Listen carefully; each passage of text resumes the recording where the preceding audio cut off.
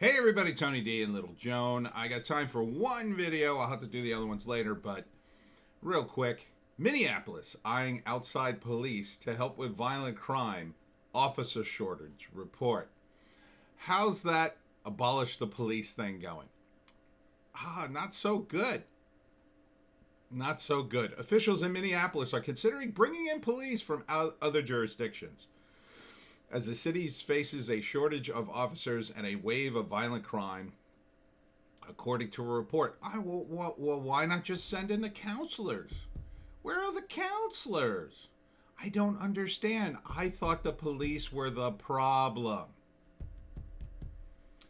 Officers from the Hennepin County Sheriff's Office and Metro Transit Police would join from joint law enforcement teams and primarily respond to violent 9/11 calls, as the Minneapolis Star Tribune reported. If the initial proposal is approved by City Council and Mayor Jacob Frey this week, you know him, Mr.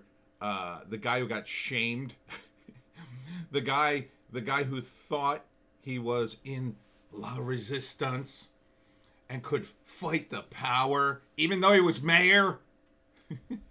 And then everybody went, shame, shame. You know, that pathetic soy boy? Yeah, he's calling in the cops. He's begging other municipalities to send in their cops. Which will only make the problem worse, by the way, of police brutality. See, when the police are from your neighborhood, they have a vested interest in trying to calm things down. They may know people. That's why you have community policing.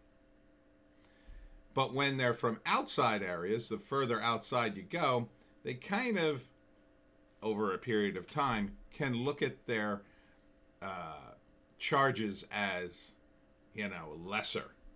Because it's like, oh, I have to go deal with the idiots in Minneapolis. Yeah. Because they don't live there. So they've actually made the problem worse. Not that there necessarily be any problems at all, because it's Minneapolis and they'll be super sensitive to that, but the cops probably don't want to answer half these calls. That's why these idiots are marching around, America is over. Yeah, it seems that way if you live in Minneapolis and violent crime is spiking and no one's coming to save you. It's because of idiots like this who you've allowed to hold on to the narrative. And you could blame the media for pumping that up. And even though this is Fox News, the controlled opposition now, they're reporting, we're not going to have these people out taking bicycle theft reports. These are going to be people out combating crime issues, said John Elder, a spokesman for Minneapolis Police. The proposal comes as it's only a proposal. So it hasn't even happened yet. So sell your house, Minneapolis. Get the hell out. And this all goes back to George Floyd, of course. Yeah, this is where he died. So, enjoy the crime, Minneapolis. I mean, this is what you wanted. No police. I'm sure those counselors will be able to stop a guy with a gun who's robbing you for the second or third time at the ATM while you're just trying to get out some money. Yeah, I'm sure those counselors will be able to deal with that guy's anger issues without getting shot in the face. So good luck with that. And this problem's only going to get worse. Minneapolis will just become an absolute wreck. No one's saving you. I guess Biden might throw some money at the situation, but then what? These idiots will fund their utopian dream of counselors showing up. And that's not going to work. And by the time Biden even does it, if he gets in, which I don't think he will, good luck. Good luck getting a handle on it then. Good luck getting a handle when the crime goes from a couple of street dealers to roving gangs of drug people just, controlling whole city blocks. I mean, these guys expand quickly. They buy guns, they get more guys, they sell more drugs. And as the despair grips the city, more people take drugs. And on and on and on until they just grind it down or until you stand up to them. And if you think getting rid of the guns will help, that's what they did in the UK. And now they have a real knife problem. Here's a story from the UK. Young offender, 17, stabbed 18-year-old to death with a 10-inch Rambo blade at a knife awareness course.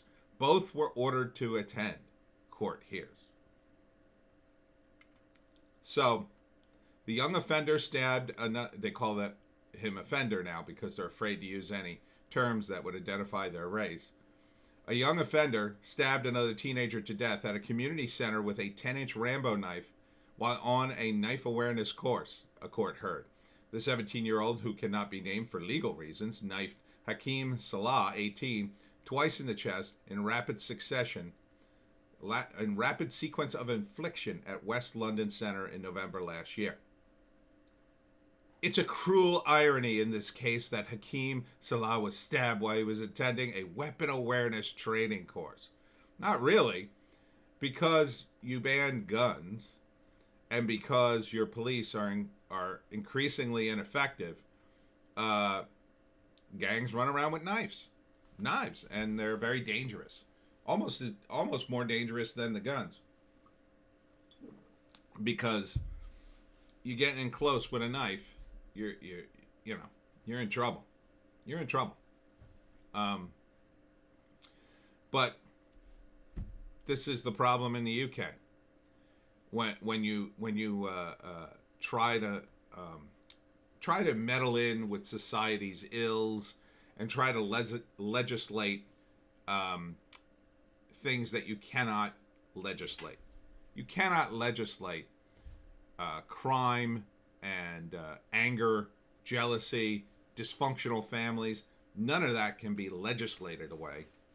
You need jobs, you need families, you need peace.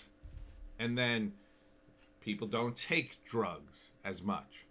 People don't get involved in crime as much because there's too many good things to participate in. When they don't have that, they wallow in despair and they end up with knives and guns. Or,